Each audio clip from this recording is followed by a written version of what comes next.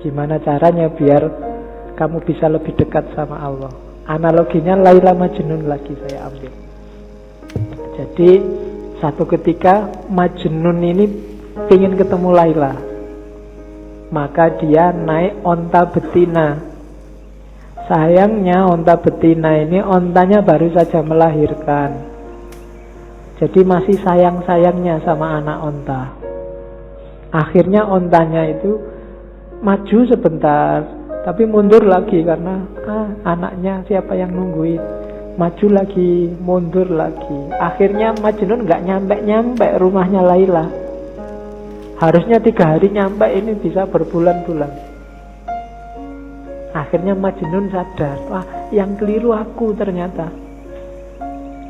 Sudah saatnya katanya Majnun onta, aku keliru, ngapain aku kok bersandar padamu. Karena menunggangi dirimu, maka aku sekarang jalan di tempat. Maka sekarang goodbye. Tidak usah naik dirimu lah, tidak usah mengandalkan dirimu, aku akan datang langsung pada Allah.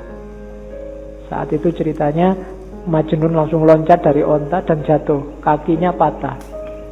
Cuma saking rindunya sama Laila, kakinya patah nggak masalah. Akhirnya tubuhnya digelundungin, jadi gelundung-gelundung sampai rumahnya Laila. Ya, oke. Dan sebenarnya ini isyarat-isyarat. Onta itu kayak dunia. Nggak mungkin kita bisa cepat ketemu Allah kalau beban dunia sangat memberati hidup kita. Kalau kita sibuk luar biasa oleh hal-hal yang tidak ada hubungannya sama kedekatan sama Allah.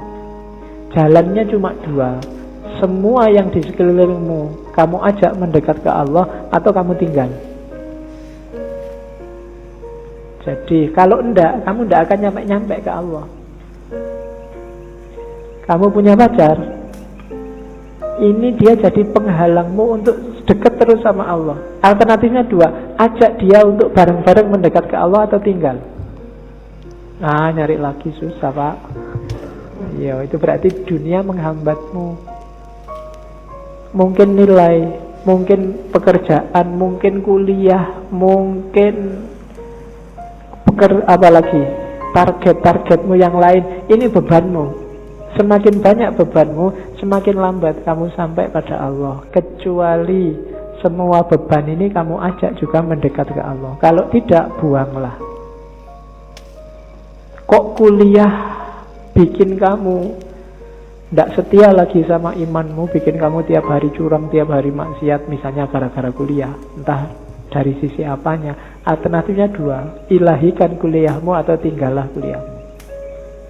Itu rumusnya Rumi. Kalau enggak, kamu kayak unta betina tadi, maju 3 langkah, mundur 3 langkah. Saat ini semangat sufinya berkobar-kobar, tapi lain, tapi kalau gini ya saya enggak punya pacar nih Pak, mundur lagi. Kalau kayak gini enggak bisa kumlot deh Pak, mundur lagi. Terus begitu. Maka tinggallah unta betinamu. Meskipun kamu berat, sampai harus gelundung-gelundung kayak tadi. Ya memang berat meninggalkan dunia. Tapi kalau enggak, ya kamu enggak nyampe-nyampe. Enggak bisa ilaihi roji'un. Nafasmu enggak akan mutmainnah. Itu bahasanya Rumi. Lepaskan ikatan yang membelenggu jiwamu. Bebaskan dirimu. Selama ini kamu diperbudak harta. Kilauan emas dan perak membuat matamu tertutup. Kamu ingin memiliki dunia. Kamu ingin mengisi cawanmu dengan seisi lautan. Apa gunanya? Perhatikan tiram. Dia mengisi diri dengan air secukupnya, dan dia bisa melahirkan mutiara. Isilah dirimu dengan air kasih. Kasih yang bisa mengobati segala macam penyakit. Kasih yang bisa menaklukkan keangkuhan. Kasih yang bisa memabukkan Musa di atas bukit Sinai. Jadi dunia ya cuma ambil secukupnya saja. Jangan dimabuk oleh dunia, jangan terikat oleh dunia. Contohlah tiram katanya. Tiram itu ngambil air yang paling bagus, dimasukkan dalam dirinya, nggak usah banyak-banyak, secukupnya saja. Pada saatnya air ini akan jadi mutiara. Dunia juga begitu. Ambil secukupnya saja, sebutuhmu saja. Setelah itu jalankan tugasmu yang sejati di dunia ini. Kembali pada Allah. Kalau terlalu banyak, kamu tidak akan kuat berjalan. Jangan tertipu oleh dunia. Jadi maunya Rumi itu, semakin berat beban duniamu, ya semakin kamu lama dekatnya sama Allah. Ya boleh masing-masing muhasabah ya. Hari ini itu urusanmu apa saja sih? Kalau nanti pulang ke rumah boleh nyari kertas sama pulpen. Kamu sekarang apa saja yang kamu urusi? Mungkin nomor 1 kuliah, nomor 2 pekerjaan, nomor 3 apa aja urusanmu. Terus yang dunia-dunia ini, yang urusan akhirat sekarang urusanmu apa saja? Coba deh, nanti di prosentase besar mana? Jujur ya, tapi nggak boleh dibaik-baikin, wong nggak ada yang nilai. Jujur untuk dirimu sendiri. Nanti kalau prosentasenya kok lebih besar yang dunia, sementara yang akhirat terbengkalai, kurangi bebanmu. Karena jangan khawatir, kalau kita punya Allah, dunia seisinya jadi milik kita. Allah yang lebih ngerti. Tidak usah capek-capek kamu mikir. Tapi kalau dunia kamu ikut mikir, ya sudah. Mungkin Allah, ya sudah, kamu bisa mikir, ya pikirin dewe. Jadi berusahalah ambil secukupnya. Makanya agama di banyak ayat Al-Quran itu bilang wala tusrifu. Untuk urusan dunia jangan berlebihan. Butuhmu berapa, ambil itu secukupnya sebagai bekal untuk kembali ke Allah. Wong kita ini di dunia ini tamu, datang sebentar nanti kembali lagi. Tamu nggak usah mikiri mengambil semua barang punyanya tuan rumah, sebutuhnya saja. Oke, terus ini ada kalimat bagus juga dari Mas Nawi. Satu ketika Khalifah, dalam ceritanya Laila Majnun ini, Khalifah ketemu Laila. Khalifah ini kaget begitu ketemu Laila.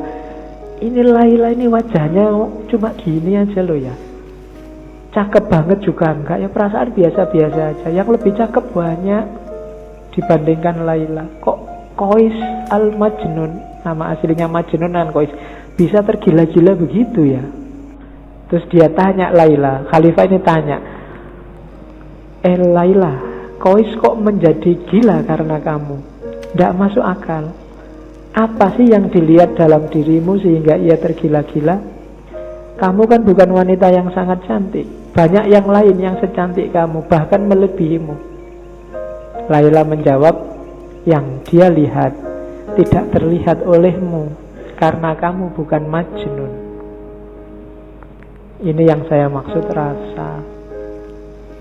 Jadi hanya Majnun yang ngerti keindahan Laila. Hanya pecinta yang ngerti keindahan yang dicintai. Itu kadang-kadang kamu proteskan, ini loh ada anak cakep nih, pacari kok gini ya. Gitu kan, kamu eman-eman, padahal kamu iri mbok sama aku aja kan ngono. Tapi ini anak cakep pacari kok, waduh. Kamu kan enggak, itu kalau dia ditanya jawabannya kayak Laila ini. Karena engkau bukan dia yang bisa melihat di mana keistimewaannya kok sampai jatuh cinta.